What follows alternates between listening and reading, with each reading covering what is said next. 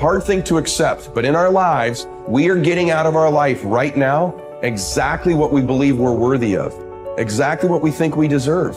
Our life is a direct reflection of our identity, which is the thoughts, concepts, beliefs, values, and worth we hold true to be about ourselves. And so as hard as it is to accept, we're getting out of life right now what we believe we're worth. Your growth is the only limit to your happiness. If you're not happy, you're not growing in some area. And usually it's a place where you're blaming, you're pointing the finger, but you can't control that. You can't make it not happen. What you have to do is become stronger than any of it so you're free. Freedom comes from growth. Freedom does not come from control. Then you would have to ask yourself, who do I want to be when I open my eyes? Now, the act of answering that question is going to turn on your frontal lobe, and the frontal lobe has connections to all other parts of the brain. And it's interested in answering that question because it is the creative center. So as it begins to scan the landscape of the brain, it can only gather information from things you've intellectually learned or things you've experienced in your life. And it begins to associate those different memories with the question. And when you get enough networks of neurons firing in your brain, you see an image or a picture. That's intention. And then as you begin to live and rehearse who you're going to be, you begin to do that exact same thing. You begin to install neurological hardware in your brain. Repeat it, it becomes a software program, and you begin to behave that way. Now the brain is primed. It's no longer a record of the past. It's a map to the future. Now the person can feel the emotions of their future. You're going to see a person move into a different state of being, and they are going to have all kinds of biological changes. Your perception of your world is what controls your genes. And if you're not feeling well, the issue is you don't have to change your biology, you just have to change your perception. And this will then give you your power back.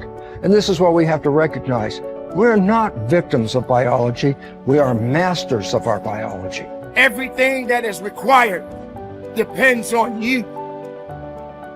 Having the mindset that regardless of anything that is around you, that is surrounding you, that is trying to drag you down, you must have the mindset.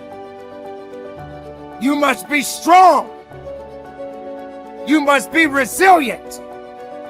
You must be driven. And you must be able to take whatever's coming at you. What goes out is what comes back. That all, as you sow, so shall you reap. I mean, it's in every great institution that there is in the world, whether it's a religion or a philosophy or whatever. What you put out is what comes back. Whatever you plant is what you're going to get back. And the more that you put out honesty, just because it's what you are, because you are being honesty, you're not trying to be honest, you are just being honesty, then that's what will come back to you on a regular basis. And when it doesn't, you'll just see that as another test for you to pass. This comes from Einstein. He said, the most important decision any human being must make is whether or not you live in a friendly or a hostile universe.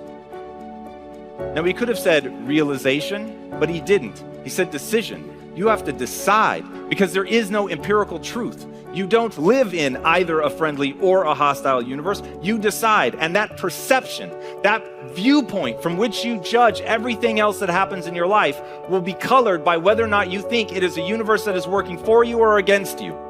And it's a choice. But most people think of their viewpoint as being patently real, as being just objective and true.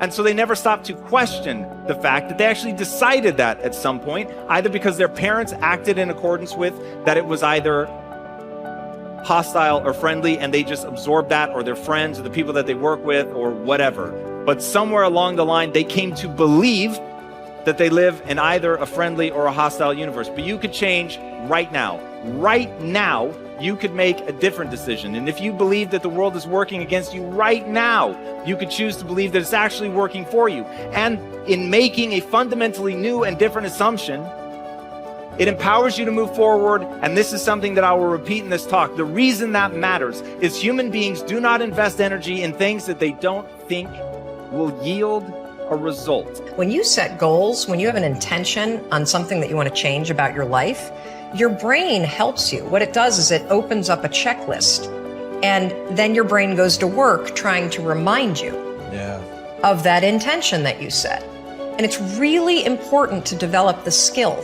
and I say that word purposefully, the skill of knowing how to hear that inner wisdom and that intention kicking in and leaning into it quickly.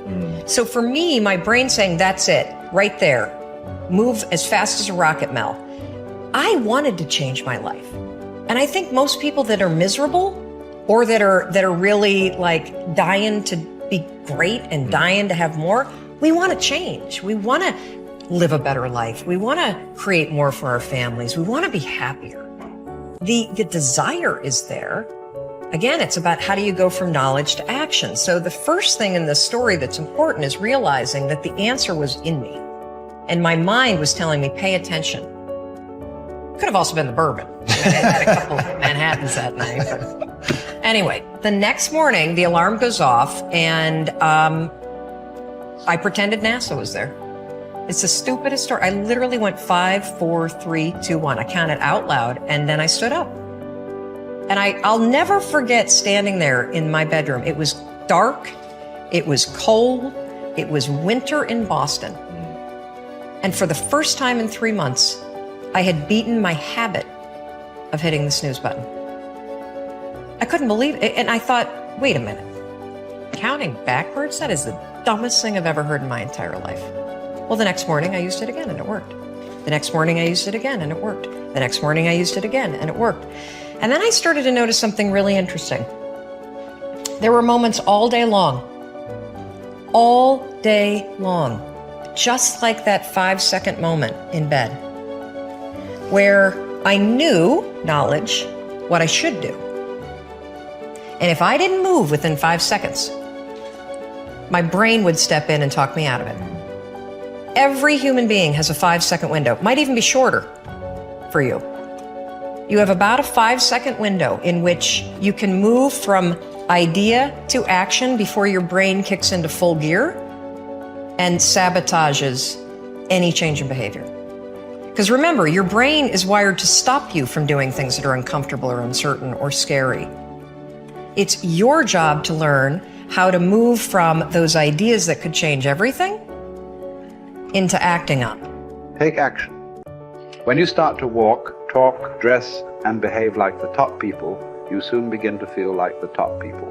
You will treat other people like the top people do. You will work the way the top people work. You will start to get the results that the top people get. In no time at all, you will be one of the top people yourself. It may be trite to say, fake it until you make it, but there is a lot of truth to it.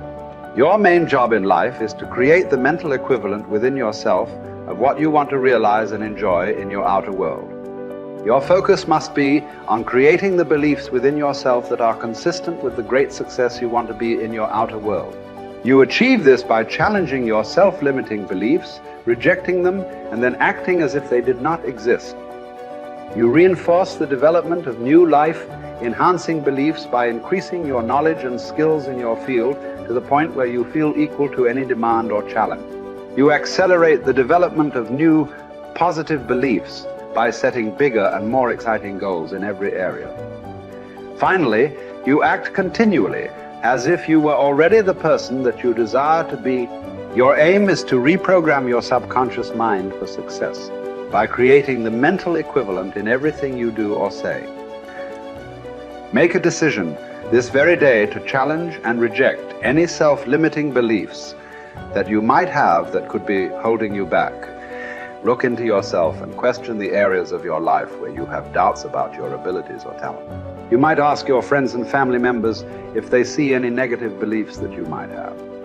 Often, they will be aware of negative self-limiting beliefs you have that you are not aware of yourself.